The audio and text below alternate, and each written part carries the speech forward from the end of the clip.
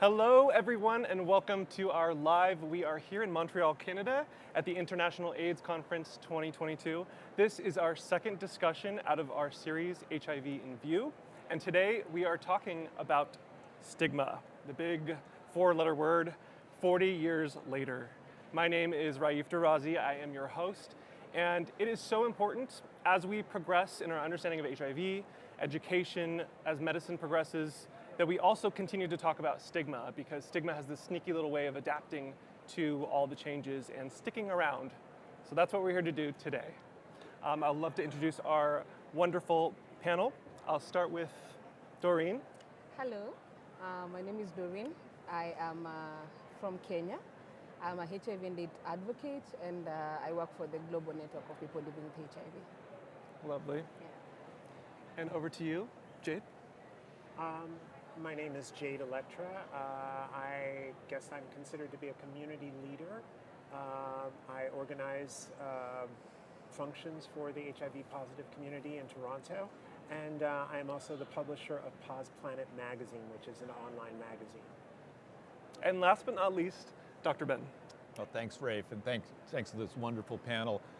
Dr. Ben Young, I am an HIV clinician, clinical researcher, and public policy advocate, and a fierce advocate for people living with HIV around the world. I work for ViiV Healthcare as the Global Medical Director. Doreen, you are part of the HIV in View campaign. Why did you decide to join the campaign? So when I first heard of the campaign, I was told that it was going to change the face of HIV. And I have lived with HIV my whole life since I was born. So in 7 days, it's going to be exactly 30 years of me living with HIV. So I looked like, from what I was told was, every time you Google HIV, you see very sad, emaciated faces. You see people who are dying. And that is the picture the world has of HIV. So HIV in View is supposed to change the face of HIV. As a person who does social media advocacy, I use my photos a lot. So because I want people to, every time you think about HIV, you remember it's a normal, healthy, bubbly face, not a sick, sad, dying person. So that is why I decided to join the HIV in View campaign. And so tell me a little bit more about your work and what drives you to be the standard bearer for this? What drives me is the stigma that I have faced. First of all, from society, and when I say society, I basically mean family members, and from myself. So from society, when I was diagnosed, my parents disclosed to some of our relatives. And so I found myself in a position where I would see my utensils being disinfected, and then I did not know what was happening, because at that time I did not know that I had HIV. My clothes were always disinfected, washed thoroughly, and I always asked myself, why are these people behaving like this? So later, when I was told I have HIV, now it all made sense. And then I kind of had a straining relationship with them after I understood why they treated me like that. So later on in life, then I now faced self-stigma, because I looked at myself and I did not feel like living with HIV was something I really wanted to happen. And then we kind of got lied to by someone that we could get cured of HIV, and we stopped taking our treatment. So the self-stigma was really heavy on me. And a lot of people say that if you were born with HIV, you're supposed to live normally, happily, healthy, because it's supposed to be easy for you. But it was not easy for me. And it took me 23 years to accept my status. So all of that, every time I look at that perspective of my life, I'm like, I don't want another person going through the self-stigma, going through the societal stigma. I want them to look at themselves and feel like, yes, I'm HIV positive, but that's not the point. I'm still a very amazing human being, and that is what I want them to feel about themselves. If only you had someone like you to look up to when you were going through it. Yeah, if only I had someone like me too. You know, my mom was there, yes, but I usually felt like she did not understand. I felt like she had everything, like she has a career, a family, she had kids, and then what do I have? I felt like we were not on the same page, but sometimes I usually tell people that we really want the support of others, but most of the times the number one supporter of you should be you. Like you should love you unconditionally. Yeah. Thank you for sharing that. Okay. You're welcome. Jade, Yes. You have two personas that you walk through life with. Yes. Can you tell us about them? My real name is Alfonso King, and I was diagnosed in 1990, so I guess I'm considered to be a long-term survivor at this point. Let's see, as myself, as Alfonso, well, first, stigma drove me away from my hometown. I didn't want my family to know. I didn't want anyone that I knew to know. So I left, and I moved to New York City. Probably the best thing that could have happened to me, because I actually found a community of people, and I ended up in the ballroom scene of New York. I'm a DJ, I'm a drag queen, so I worked in the Village. I met a whole bunch of people, and it really kind of gave me a purpose to live, because when I was back in Florida, all I could think about was I was going to die, because 1990 people still were dying. And the woman who told me about my status said, and this was a professional, she said to me, if you're not religious, you might want to start. That came with my diagnosis. So, the stigma was huge for me. And as far as self-stigma, the problem of that is I got into some relationships because I thought that no one else would want me, and that's the way I was treated in those relationships. So I had to learn that I deserve better, and that it's a common theme. So as Alfonso, those were the things that I faced. It's interesting to me that once I decided to come out about my status and be very public, I brought my drag persona along with that, and it's so much easier for me as Jade. I can go and talk, and people really want to listen. People are attracted to shiny things. So, when I walk into a room, you can't miss me. I'm 6'4" without heels. It's a different experience in drag, but I try to use it to my advantage. And since I'm a recording artist, I've been using my music to do the theme, use it as a theme for HIV. So I did a cover of Unforgettable and made it into Undetectable. I just did a cover of Love Hangover, and where she says, Diana Ross says, I don't need no cure, I'm saying we do. So, I'm trying to use my music in a way of informing and raising awareness, but also entertaining so they remember it. So, and Jade allows me to do that. And do people appreciate Alfonso and Alfonso's story with HIV as well, or is it much easier with Jade? I'm invited to speak as both, as Alfonso and myself. I think that I get a better response from Jade, but people do appreciate my story and my journey, because I've lasted for a very long time. I didn't start meds until 2005. And here in Canada, most people don't think about it. I did not have health insurance. I had no health insurance, and I was living in New York City. So if something happened to me, it was out of pocket. So, but fortunately for me, I wasn't into drugs. Even though I worked in the bar scene or whatever, no drugs, I don't drink.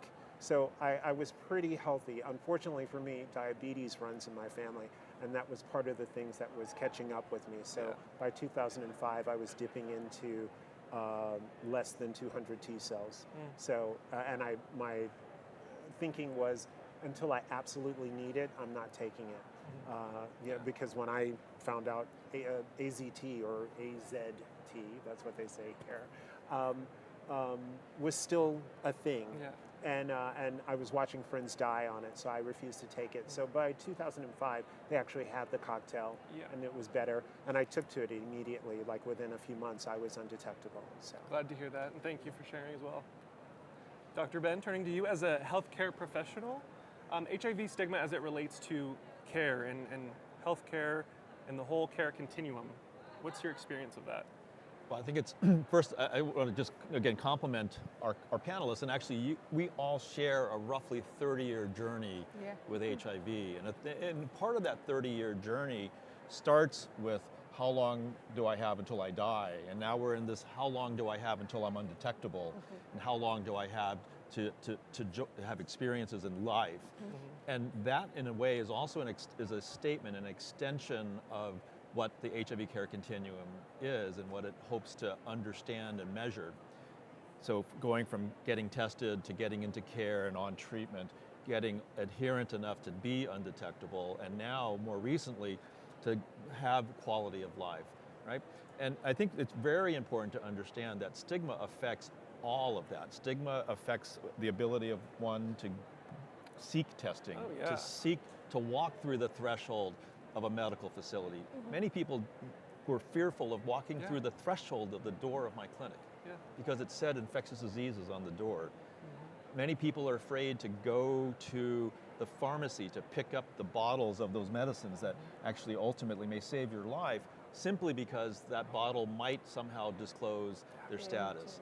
People are afraid because of the stigma of just the idea of living with HIV, because the idea of living with HIV and having quality of life, it seems to be, for many, inconceivable. So stigma underpins everything. Stigma, discrimination, and criminalization of people with HIV infects every step of our ability to proffer the benefits of all the biomedical science, of all the clinical care, and ultimately the lives and quality of life of all people living with HIV. And then from there, the holistic care of a person's life, and not just surviving, but thriving. Exactly. And so how does education help? And are there any other tools that you have that you can use to reduce stigma? Well, education and awareness is the root, is the foundation to improving all of these things. We have to work on educating first, I would argue, the very medical providers who these individuals may be interacting with, because stigma discrimination actually occurs in the clinic. Many people around the world actually experience this and will say privately that it would help them if stigma was reduced in their experiences in the health setting. So we need to educate first, well, maybe not first, but we need to educate health providers in the health settings. In the way they're treating patients? Yes, and the words they choose, the images on the wall, those kinds of statements can affect the experience of the people that we're caring for. So improving the experiences and awareness that people experience stigma, and even in that supposedly safe setting. But stigma affects individuals living with HIV, and so having awareness of that and providing vehicles to both assess and validate those experiences. But we need to also educate the community.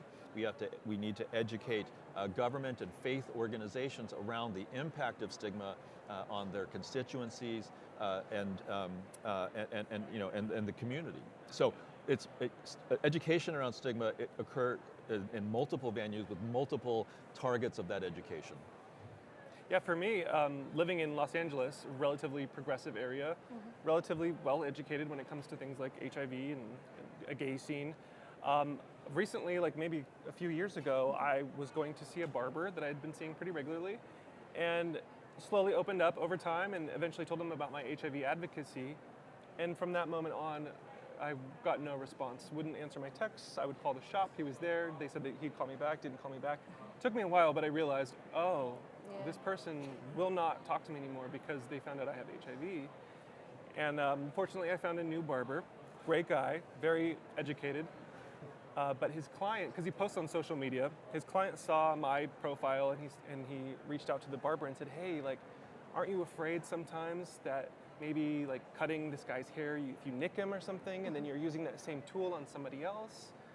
And my barber was like, well, that's not really how it works. But so that kind of misinformation is still very much out there. And speaking of that, I do get a lot of questions, especially when making my nails. Very many times I've gotten comments on social media, people asking me, so when your nail technician is making you your nails, don't you like feel afraid you might be a risk to other people? And I'm like, how? Like the aspect of education in HIV transmission is really something that still people struggle a lot with. Because there are people who still believe that kissing does transmit HIV, which is a misconception. And that misconceptions always lead to the stigma related to HIV. So that is where the problem comes in. Like 40 years later, we still believe in so many myths, unlike the facts. And that is now what is fueling the stigma. And without conversations, without education, we will still, 40 years from now, we probably might find ourselves in the same situation with no solution to it. Because somebody said, I think earlier this week, that we might have all the medicine in the world, but we will never have a medicine that cures stigma and discrimination. That one has to come from education. It has to come from us openly and willingly talking about HIV. And that is something that we still are very hush-hush about. Like even in the most progressive places, you hear something and then you ask yourself, how are we thinking like this in 2022? Yeah. And things like U equals U and your button can't pass it on, these campaigns that talk about when you're HIV undetectable, you can no longer sexually transmit the virus. Yeah. Things like that are really going to help.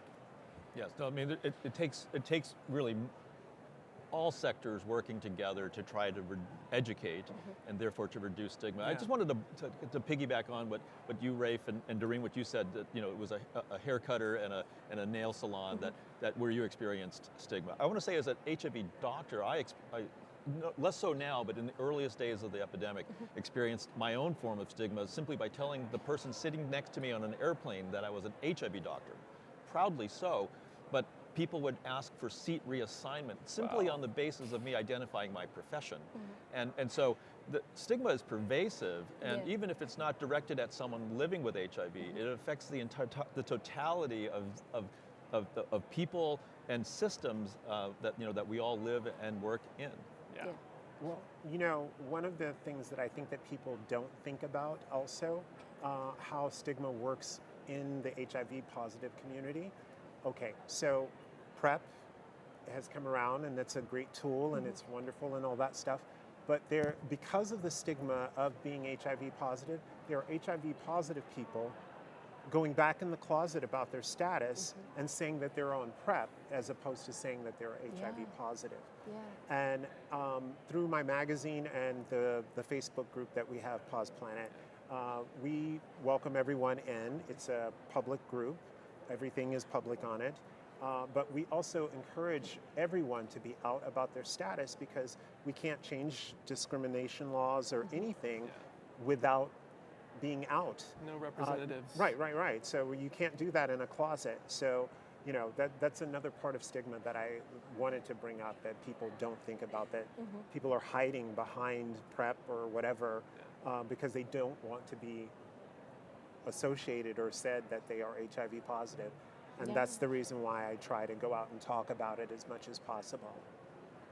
And it seems just like, sometimes I feel like stigma is universal, because talking of PrEP, I do get people sending me photos of treatment, like a pill. Then somebody would ask me, is this an ARV? So probably they got it from maybe a friend, a relative, or their partner, and then they're like, so is this an ARV? And at one point, somebody, like I usually post photos with me taking my treatment. So at one point, somebody told me, stop posting photos of you with your treatment, because then you're making people around us know that this is actually an ARV that I'm taking. And I don't know, like it's like I'm disclosing people's status without my knowledge. I'm doing it from an advocacy point of view, yes. But for them, somebody's like, that bottle, okay, it's the same, okay, you are HIV positive. So it's sad that we have to hide. And it's the same, I said this earlier, that we really, with HIV, we have to hide behind something else so that it looks less HIV-ish. But even somebody telling you that I am HIV positive becomes very hard. Like most of my followers are in my DMs like, hi Doreen, I'm a beautiful story like you, or hi Doreen, we are in the same boat.